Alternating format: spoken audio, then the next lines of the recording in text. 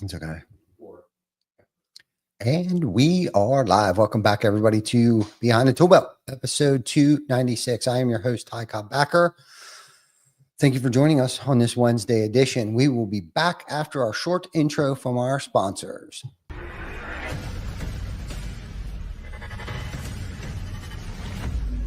GC Backer. Roofing, siding, windows, gutters, solar. Roofing, siding, windows, gutters, solar.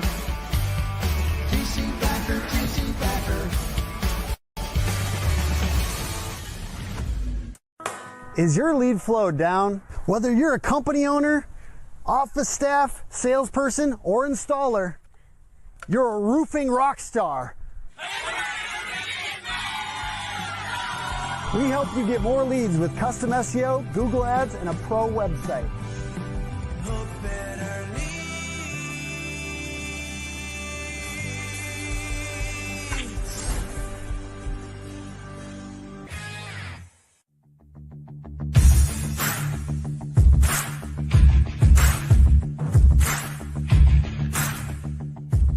Welcome to Behind the Tool Belt, where the stories are bold, the conversations are real, and the insights come to you live, raw, and uncut. Every week, host Ty Cobb Backer sits down to bring you the stories, the struggles, the lessons learned, and the wins. No filters, no scripts, just the truth. Please welcome your host of Behind the Tool Belt, Ty Cobb Backer.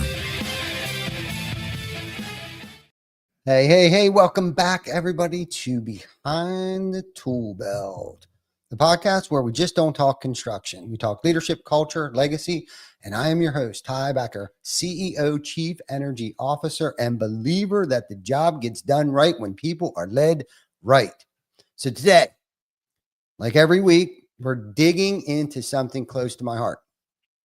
What it really means to lead people, not just manage them, not just boss them around, but lead, serve, and build and elevate others to take your place someday. This one's for leaders, the up and comers, and anyone who wants to leave something better than the way they found it. So let's jump in. I think leadership. I mean, I know we talk about this every week, but your leadership is only as good as what you tolerate. And we talk about that a lot. And I think we just kind of scratched the surface. And in this episode here, I really kind of want to dig in a little deeper, unpack a few things of some of the little catchphrases that you might hear me say, or some other, inspires or whatever books you're reading and stuff like that. And quite frankly, and I was talking to Vic about this earlier, half of this stuff that I'm spewing on this podcast is things that I've heard. I've read, I've listened to, I've watched, I got to experience, I've got to learn from, and I'm going to talk a little bit about that too. Learning and teaching and things like that. But I also have the opportunity to throw my experience and my little spin on things, on how I interpret certain things. May not be the same exact way as other people may interpret stuff, but and it's so crazy too, because it's like, I'll read something several different times and it may mean something to me one time, but then I'll read it again and be like, hey, I didn't know that was in there the last time I read it. Like, when did they put that in there? Or I'm in a different season of my life where it kind of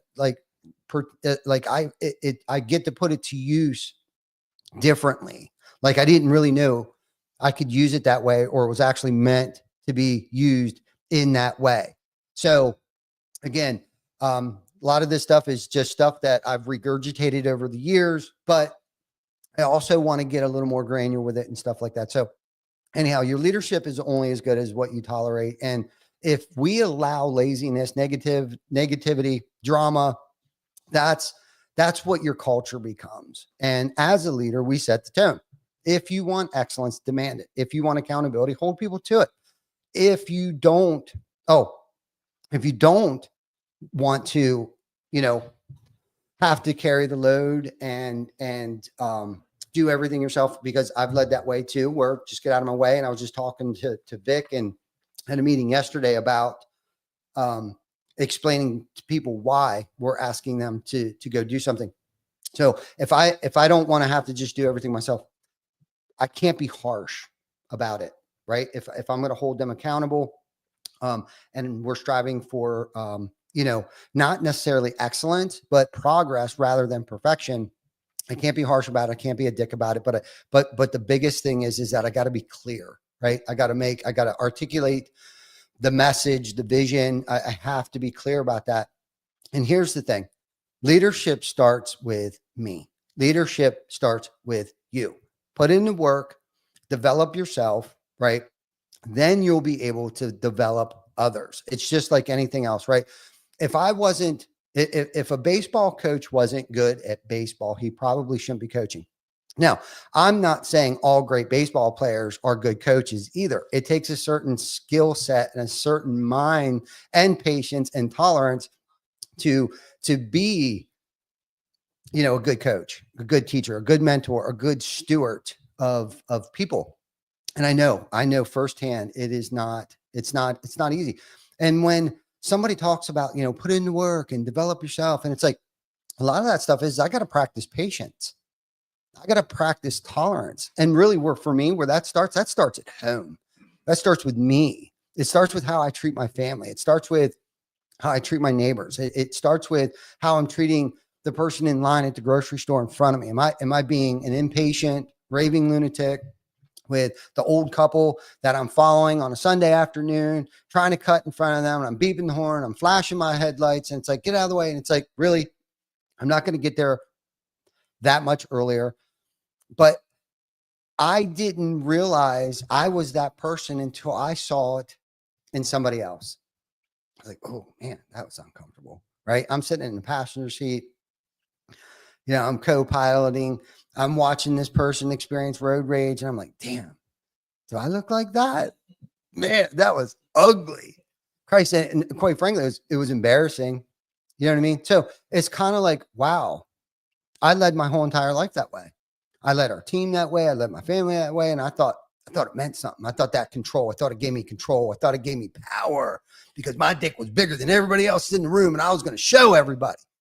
Right. Well, then you feel about 2 inches tall about 5 minutes later, at least for me. I have a conscience and I feel like shit. And then because I feel like shit, half of it is because I know I owe an amends. Man, I am so sick and tired of apologizing for my behavior and the way that I acted and responded to people and made so many situations so far worse than they had to be. Right. We were just talking about this before the show, right? If I would have handled myself, because this is the thing, it's not the circumstances or the event that defines the person. It's your response to it. And your true colors come out. Your true colors will come out. If I panicked and hit the panic button every time the house caught on fire, dude, nobody would want to follow me. Think about that for a minute. Does anybody want to follow somebody that's out of control, that's neurotic, that suffers from neurosis? And trust me, I suffer from all these things: fear, paranoia, which is hidden awareness. But you got to know how to use them. And it's taken me a lifetime, a lifetime, to harness those energies, because that's what they are. They're energies. Okay. They're not bad. It's not, it's motivators. It's indicators. It's your body telling you something is wrong. Okay. That doesn't mean I have to act out. It doesn't mean because I had a long night and I didn't sleep well that I have to come home, or come to work and everything is going great, but then I treat everybody like shit. Okay. And take the wind out of their sails. Everything that I'm preaching on this podcast, everything I just told them yesterday goes out the window. Your trust bank starts to deplete. And we've talked about the trust bank before here. Okay. Build that trust bank up, because sometimes you will have to take a withdrawal from that trust bank, but you got to build that trust up. You got to stay consistent. People need to know what they're walking into, right? And I do know for a fact that I say that I have an open door policy, but I can guarantee you, my nephew had to break some bad news to me today. I'm pretty sure he was probably scared because he had brought somebody with him, right? In case I threw something or whatever. But mind you, this is my nephew who's known me for 49 years. Okay. He's worked beside me. He's worked in front of me. He's worked behind me. He's worked for me. Okay. So he knows the good, the bad, and the ugly. So if anybody should feel probably a little insecure about coming and knocking on my door, it would be that man. God bless his soul. But he still loves me. He still comes here. And I think he's seen the development in me. And matter of fact, I know he's commended me for my efforts in the growth and the leaps and bounds. And I hope that I can be an example for him on how to lead his household and his department and all the great things that he does for us here at TC Backer Construction. But anyhow, you got to put the work in, man. Right. And that's what I mean. You got to be aware. It's almost like self-mastery. You got to, what makes you tick? What pisses you off? And it's like Vic and I were talking earlier. It's like, we have moments at times. So it's like the first question we got to ask ourselves, have I been stuffing? Because when there's something wrong with you. If something is bothering you about somebody else, it's because there's something wrong with you. Not necessarily because of them, because you can remove yourself from that situation. You really can. You can walk away. You can go for a walk. You can go for a bike ride. You can do whatever, take 10 deep breaths, whatever the case might be, because there's a situation where you may make it worse than it needs to be and blow it all out of proportion. So you can't expect your team to grow if you're not growing. You can't pour into people from an empty cup, I guess is what I'm trying to say. You got to read, you got to learn, you got to stay humble, and you got to remain teachable. Got to remain teachable. Especially with your self behaviors, and be the wise man and learn from others, right? Isn't that what they say? I think a smart man learns from his own mistakes, but a wise man learns from others' mistakes. It's taken me a lifetime to watch other people, okay? Because I can't identify my own shortcomings and character defects and all that stuff. I have to actually see it in somebody else. And half the time I don't like that person. Right. It's like, and I can't put my finger on why I just don't like that dude. I don't like that chick over there. At the end of the fucking day, it's because I see myself in them. It's like, I don't trust them. Oh, maybe I don't trust myself. Why? Why is that? I don't know. I better look into that. Vic, we might have to have a conversation about that after this. We could probably turn that into a whole freaking podcast right there by itself. But remain a student, right? What you have been taught, pass it on. Knowledge is only powerful when it is shared.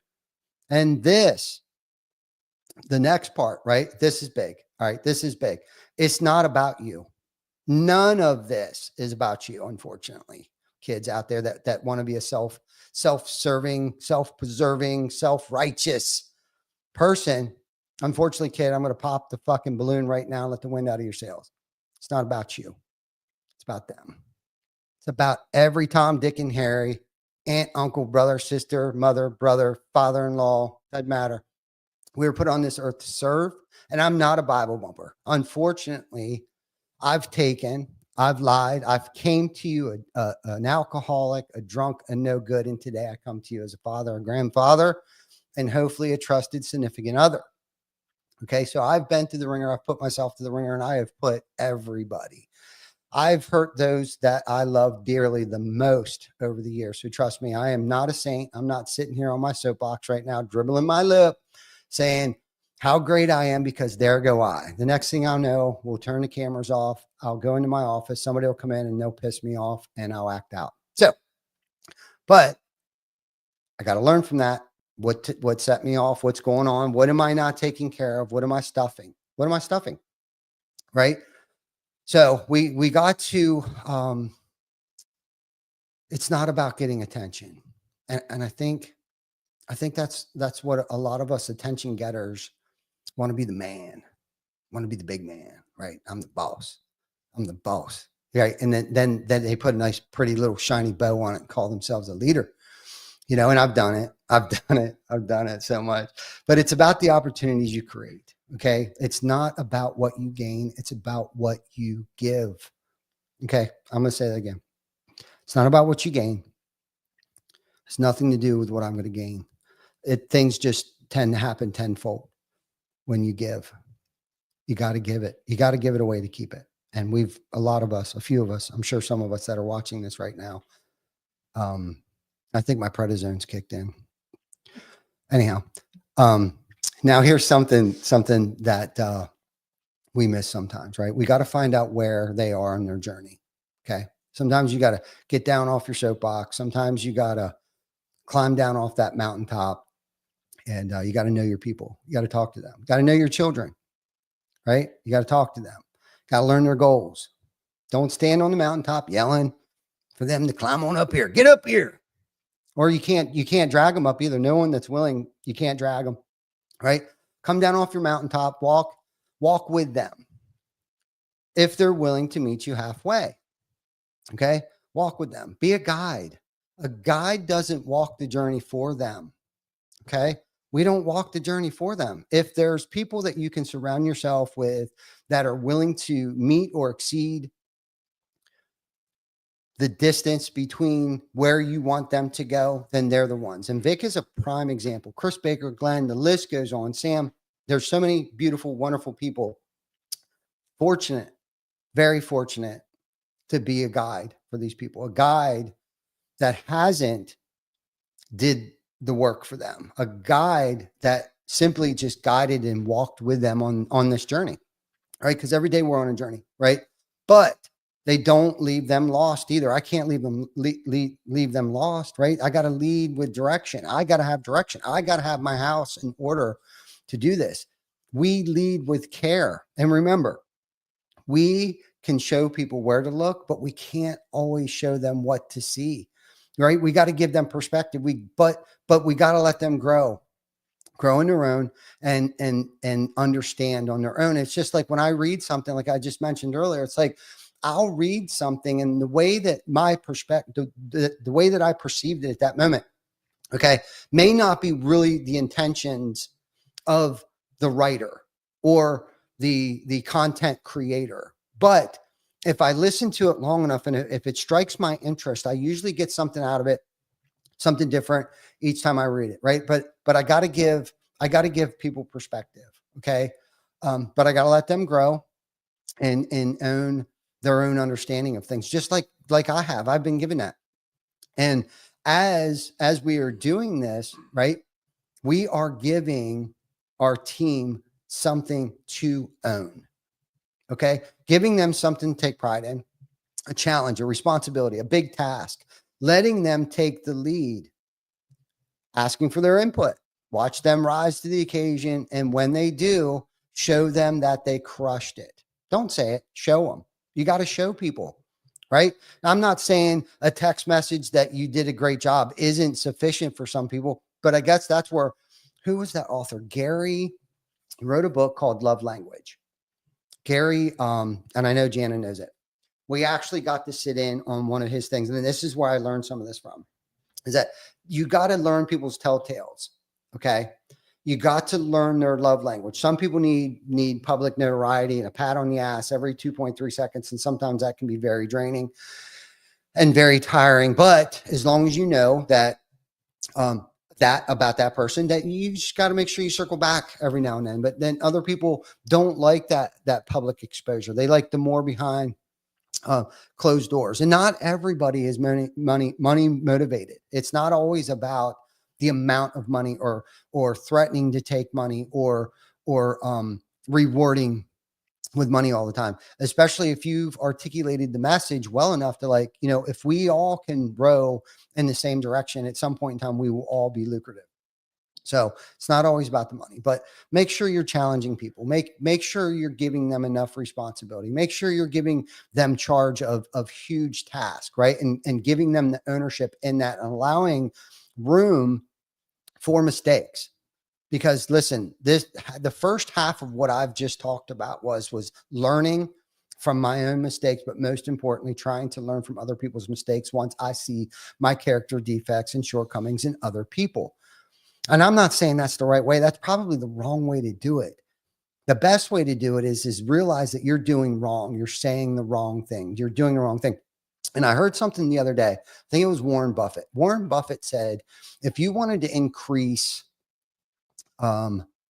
I don't know how he put it. It wasn't necessarily wealth, but if you wanted to be successful, you need to 50% of your success comes from learning how to articulate your message and learning how to speak to get what you want, right? To get your message across to people. If you want to be 50% more successful, and I'm going to sum it up that way. I'm sure I freaking butchered it up, but essentially, and I've once I've heard that, I don't know where I read it. Should probably find that someplace and read it again.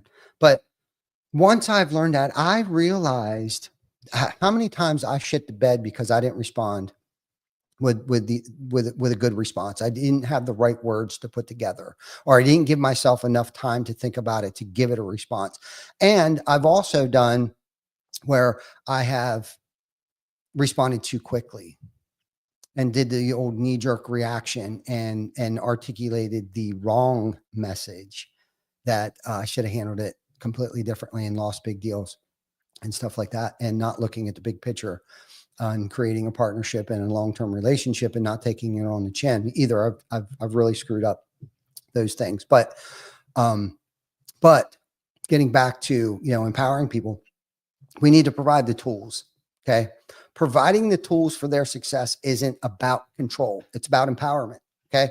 Let go of the need to manage every step. And I think I've done pretty good with a lot of that over the years, because I've gone to the extreme too, where I've completely let go of the wheel, and never followed back up. I've never, critiqued or just kind of like, I don't remember what the opposite of delegating is, but I've delegated, but then I've never came back to it. But then, or let's say I came back to it a long time later and found out like it wasn't done to my liking after it was already completed, and acted like a complete butthead over that. But I think over the years of being a control freak, and trust me, just scratch the surface and it'll rear its ugly head at any given time.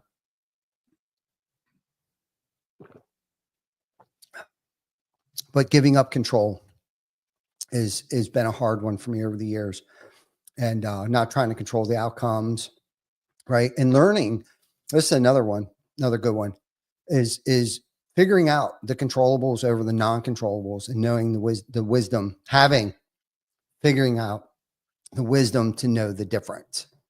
Okay. That is something I pray for.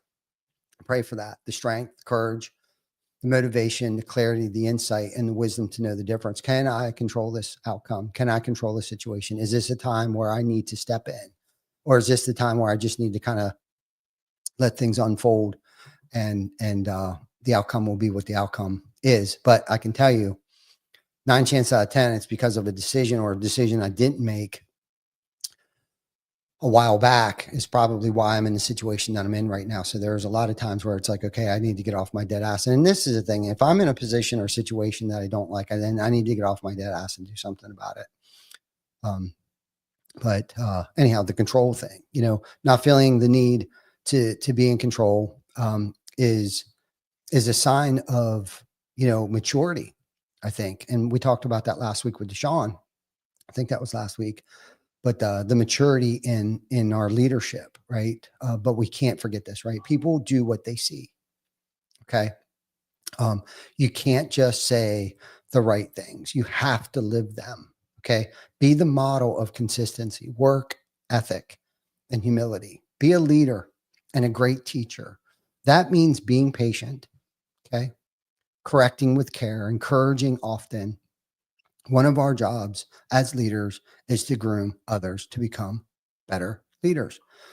And I'm going to give you an example. And again, unfortunately, Vic, I'm picking on you a lot here. Okay. We're revamping some marketing efforts. We're trying some different outlets, and big shout out to David Bruno. I see that he's in here, man. Big shout out to David. I miss you, buddy.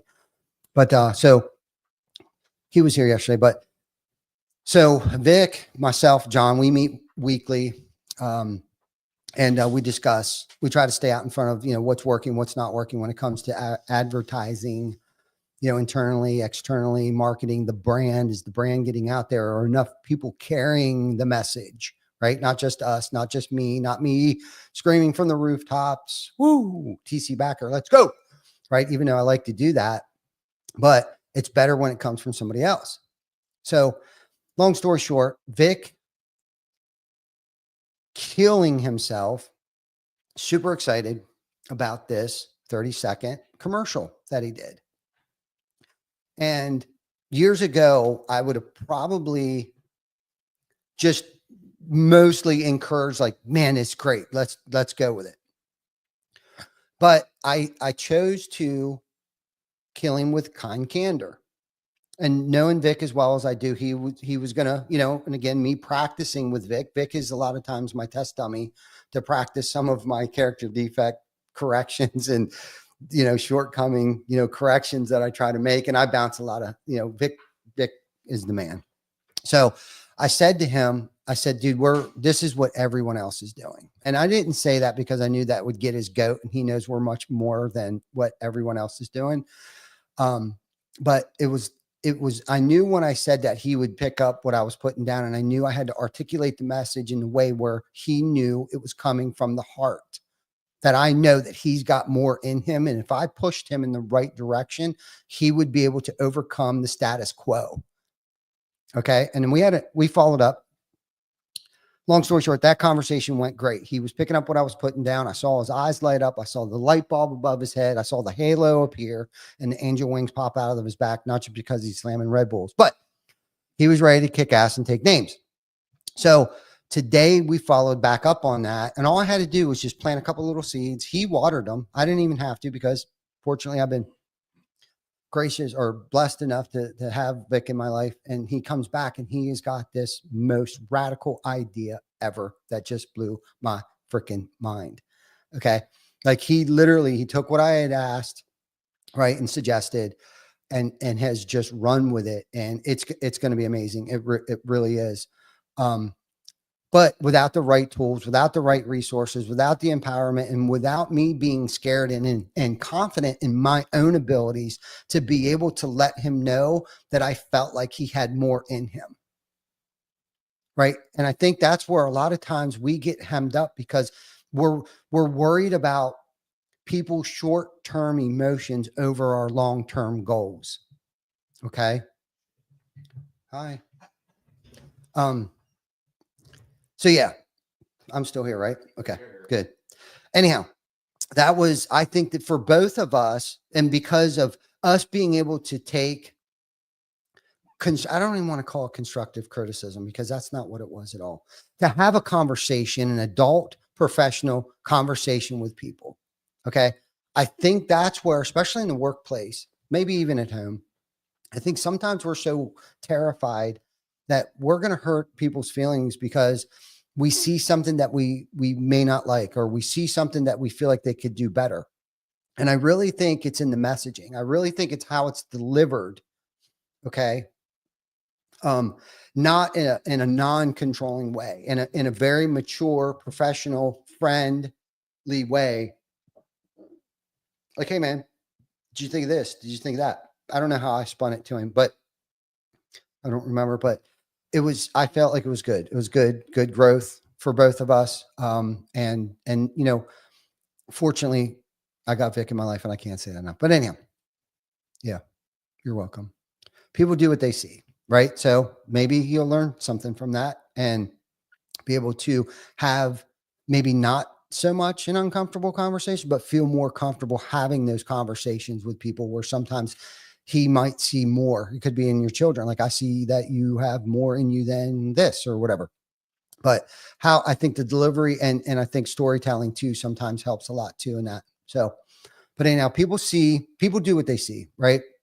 I could be up here running my mouth, not following through, not doing this, not showing up consistently, being a horrible parent, and preaching from, the mountaintops that, you need to do better, when in fact, I'm not doing these things myself. But I'd like to think that I try to do a little bit better than I did yesterday. And I know that we're not all perfect, and we're not going to be perfect. And I think that's intentional. I think that, when you're in a good season of your life, or even a bad season, it seems like the most devastating things turn out to be a blessing sometimes. So it's weird how that kind of works out. But You can't just say the right things. You have to live them. Be the model of consistency, work ethic, and humility, right? Be a leader, be a great teacher, right? And the only way that you can become a great teacher is by making mistakes and personal development and, and continuously pushing yourself to do great things and patience, right? Like that means being patient, correcting with care, encouraging often, right? One of our jobs as leaders is to groom others to become better leaders, right? That's our legacy.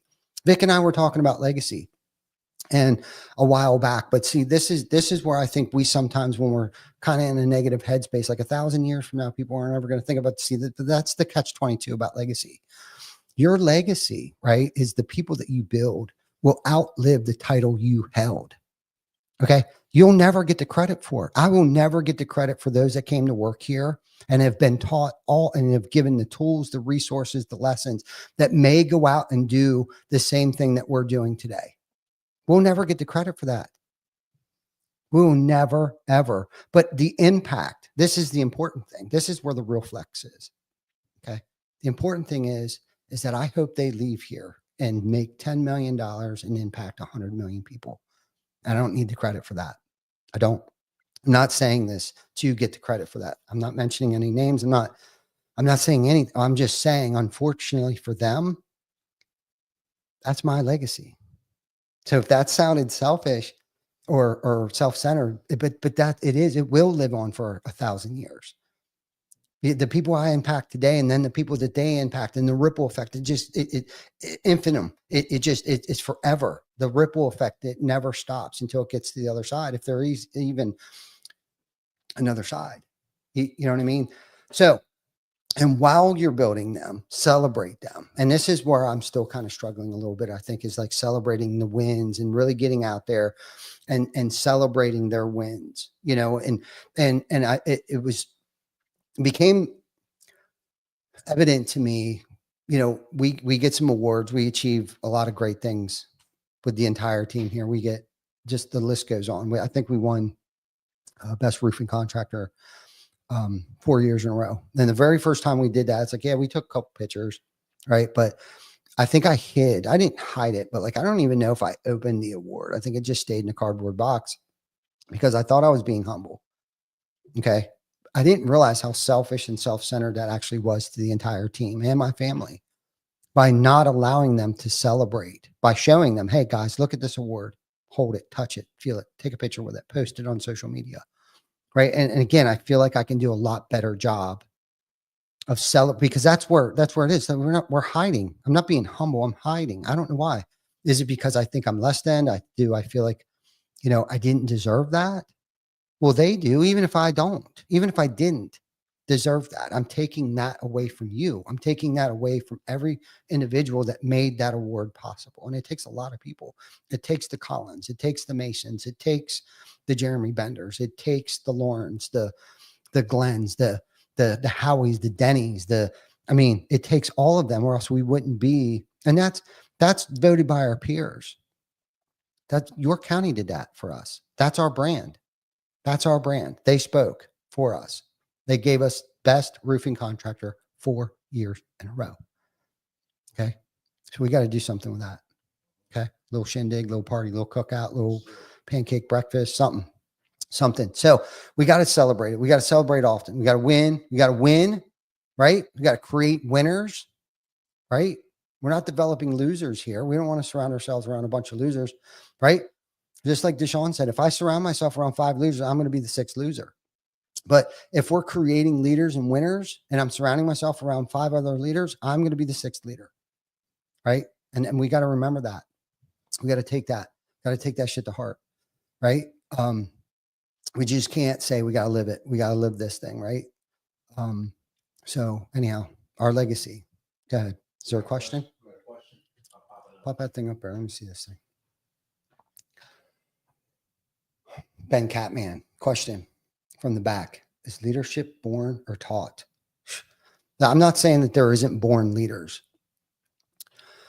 but it is definitely taught through experience. You may be born with certain attributes or character, humility, humbleness,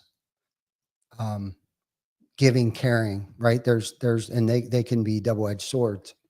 But I think through time and I think through experience, and I think first off, you gotta decide what kind of leader do you want to be?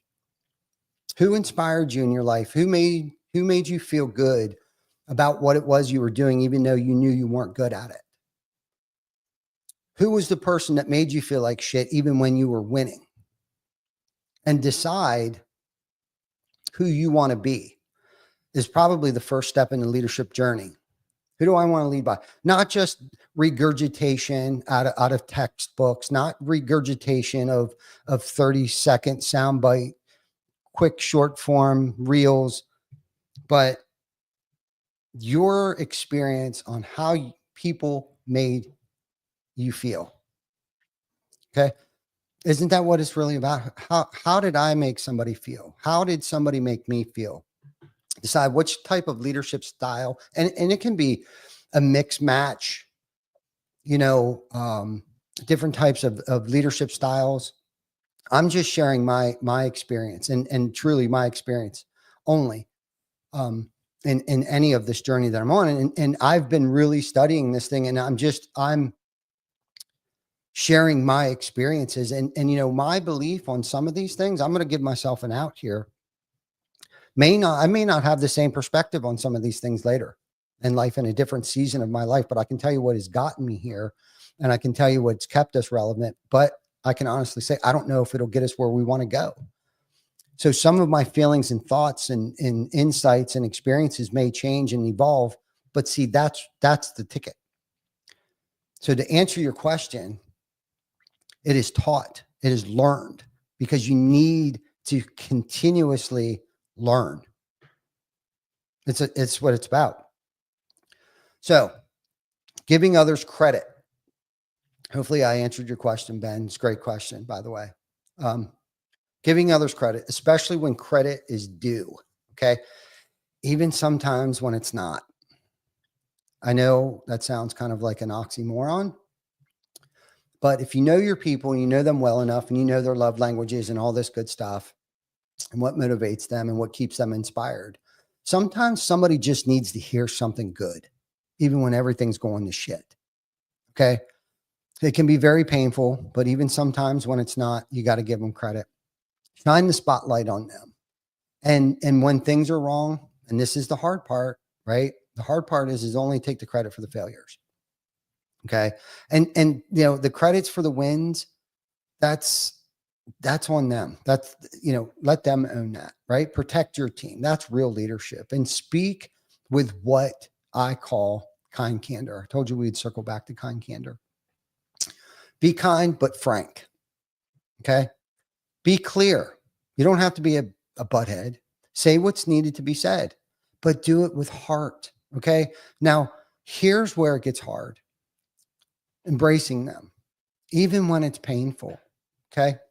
You might have someone in a role that is burning them out. Okay. They're not thriving well. You see it, but don't want to move them. Okay. Because you need them there. They've been loyal. Okay. But sometimes the best thing we can do is shift them to a different position, move them. Okay. Sometimes you didn't even know that you needed the position you or they made for themselves. And sometimes they didn't even know that they had that skill. Okay.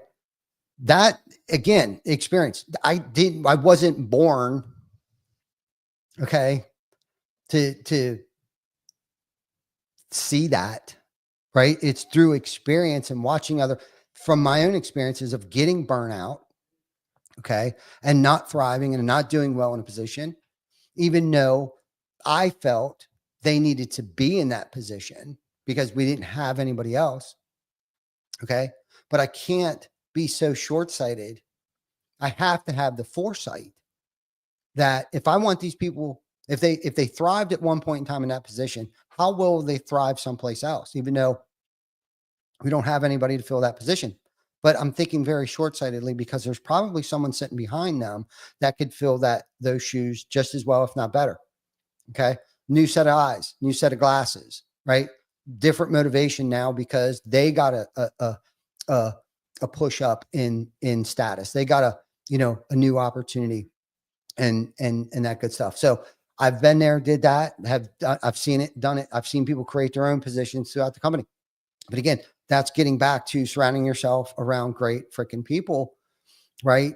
And at the end of the day, the question isn't how much control do I have, right? It's how many people have I raised up to lead after me, right? That's what it comes down to. So anyhow, I think I'm going to wrap this up here in about 40 minutes, man. If this podcast lit you up, good. That means you're ready. You're ready to lead differently. You're ready to serve first. You're ready to pass the baton to others and be proud of what they do with it. You don't have to wear a crown to be a king. You just have to build a kingdom others want to grow in. Thanks for tuning in to Beyond the Tool Belt. Be sure to like, share, love, subscribe, do all those crazy things. And may the force be with you. Till next week.